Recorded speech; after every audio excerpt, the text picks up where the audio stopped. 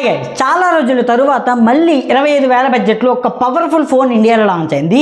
So అంటే అన్ని ఆస్పెక్ట్స్లో అన్ని డిపార్ట్మెంట్స్లో కూడా టిక్ మార్క్ చేసిన మొబైల్ అని చెప్పొచ్చు, మోటో ఎడ్జ్ 50. సో ఇది base variant 8GB RAM and 256GB, just 26,000 rupees ప్రైస్లో ఇండియాలో లాంచ్ అయింది. జస్ట్ ఒక్క వేరియంట్ ఇండియాలో లాంచ్ చేశారు. బట్ ఖచ్చితంగా 8GB ర్యామ్ అండ్ 256GB అనేది ఒక పవర్ఫుల్ వేరియంట్ కాబట్టి ఈ ఒక్క వేరియంట్ అయితే ఖచ్చితంగా ఎవరికైనా ఈజీగా సరిపోతుంది. సో నేను ఇప్పటివరకు అనుకున్నా కెమెరాలో మంచి ఫోన్స్ ఏవి లేవు, లేదంటే పర్ఫార్మెన్స్లో మంచి ఫోన్స్ లేవు 25,000 బడ్జెట్లో అని చెప్పి. కానీ ఒక్క ఫోన్ మాత్రం అన్ని డిపార్ట్మెంట్స్ని టిక్ మార్క్ చేసి ఒక బెస్ట్ మొబైల్ లాగా ప్రెజెంట్ అయితే అవైలబుల్గా ఉంది. ఇందులో మీకు 6.7 ఇంచ్ 1.5K POLED డిస్ప్లేతో వస్తుంది, 120Hz రిఫ్రెష్ రేట్ సపోర్ట్ చేస్తుంది and 1600 nits peak brightness support వస్తుంది అండ్ కర్వ్డ్ డిస్ప్లే కూడా. మీకు ఎలాంటి ప్రాబ్లమ్స్ అయితే ఉండవు 25,000 బడ్జెట్లో మాత్రం. సో ఒక పవర్ఫుల్ ప్యాకేజ్ డిస్ప్లే అని చెప్పొచ్చు. మీకు లైక్ డీప్ బ్లాక్స్ అయితే ఉంటాయి, కలర్స్ కానీ అండ్ ఎవ్రీథింగ్ చూసుకుంటే బ్రైట్గా చాలా న్యాచురల్ కలర్స్ అయితే ఉంటాయి. And even back side design and build quality చూసుకున్నా కూడా మీకు completely vegan leather design type లాగా ఉంది, కానీ సో ఇది మిలిటరీ గ్రేడ్ డిజైన్తో అయితే వస్తుందంట. సో మీకు కంప్లీట్లీ ఫుల్ ప్రొటెక్షన్తో వస్తుంది. సో ఓకే, మిలిటరీ గ్రేడ్ అయినప్పటికీ కూడా మొబైల్ చూడడానికి కాస్త ప్రీమియంగానే ఉంది. అండ్ స్నాప్డ్రాగన్ 7S Gen 1 చిప్సెట్తో వస్తుంది. ఇది మీకు యాక్సలరేటెడ్ ఎడిషన్ అని అయితే వీళ్ళు చెప్తున్నారు, కానీ సో నాకైతే ఎక్కడ కూడా అలా అనిపించట్లేదు.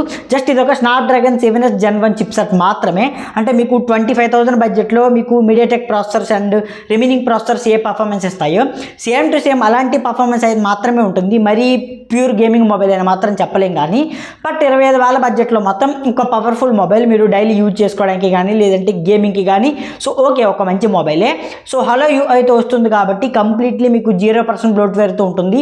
సో సాఫ్ట్వేర్ ఎక్స్పీరియన్స్ అనేది బాగా ఉంటుంది, ఎందుకంటే ప్యూర్ ఆండ్రాయిడ్ సపోర్ట్తో వస్తుంది కాబట్టి. అండ్ 2 years సాఫ్ట్వేర్ అప్డేట్స్ అయితే వస్తాయంట అండ్ 3 years మీకు సెక్యూరిటీ ప్యాచ్ అప్డేట్స్ కూడా ఉంటాయి కాబట్టి సో సాఫ్ట్వేర్ అప్డేట్స్ విషయంలో మీకు ఎలాంటి ప్రాబ్లం అయితే ఉండదు. And 5000 mAh battery and 68 watts out of the box charger అయితే మీకు బాక్స్లో ఉంటుంది అండ్ 15 watts వైర్లెస్ ఛార్జింగ్ అయితే సపోర్ట్ చేస్తుంది.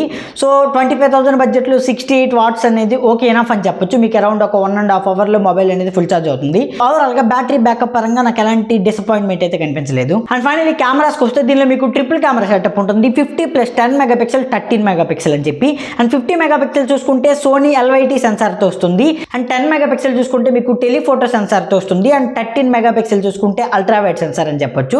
సో ఇక్కడ నాకు మైండ్ బ్లో అయింది.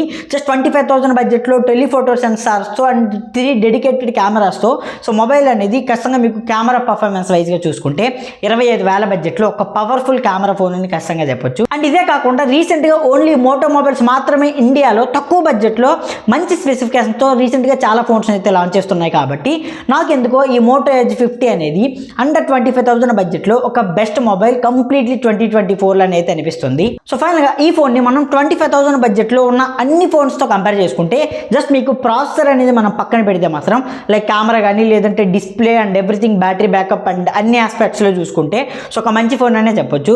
దీని గురించి మీరేమనుకుంటున్నారో కింద కమెంట్స్లో కమెంట్ చేయండి. ఇలాంటి ఇంట్రెస్టింగ్ వీడియోస్ కోసం ఫాలో చేయండి. Thanks for watching. By by now.